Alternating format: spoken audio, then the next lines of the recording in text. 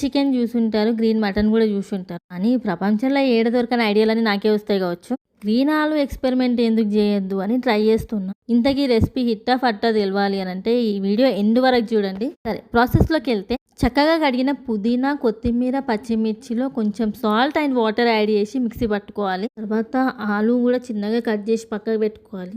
Non stick కడాయిలో oil వేసి heat అయిన తర్వాత మసాలాలు అండ్ చిన్నగా కట్ చేసుకున్న ఆనియన్స్ కూడా వేసి మగ్గిన తర్వాత జింజర్ గార్లిక్ పేస్ట్, పసుపు కూడా వేసి పచ్చివాసన వేయదాకా వేయించుకోవాలి. ఆ తర్వాత నెక్స్ట్ ఏంటంటే ముందుగా కట్ చేసి పెట్టుకున్న పొటాటోస్ కూడా వేసి సగం మగ్గిన తర్వాత రెడీ చేసి పెట్టుకున్న గ్రీన్ పేస్ట్ని కూడా మిక్స్ చేయాలి. ఇక్కడే మీ సాల్ట్ కూడా చూసుకోవాలి.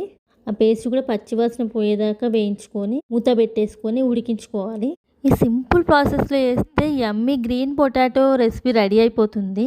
కానీ నాకు ఎందుకో ఇది చూస్తుంటే తేడా కొడుతుంది ఫ్రెండ్. ఇంగ్రీడియంట్స్ అన్నీ పానీపూరి రెసిపీలో యాడ్ చేసిన కొంపదీసి పానీపూరి టేస్ట్ వస్తుందేమో అని భయమేస్తుంది.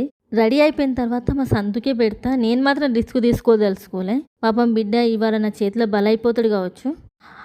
ఆలు అడగంటింది అనుకోకండి. ఆలు ఫ్రై అడగంటకపోతేనే ఆశ్చర్యపోవాలి. కొంచెం ధనియాల పొడి కూడా వేసి పక్కన పెట్టేసుకుంటే అయిపోద్ది. ఇదంతా ఎందుకు, సంతు రియాక్షన్ చూసేద్దామా? అంటే ఏం టేస్ట్గా అనిపిస్తుంది? పానీపూరి టేస్ట్గా అనిపిస్తుంది.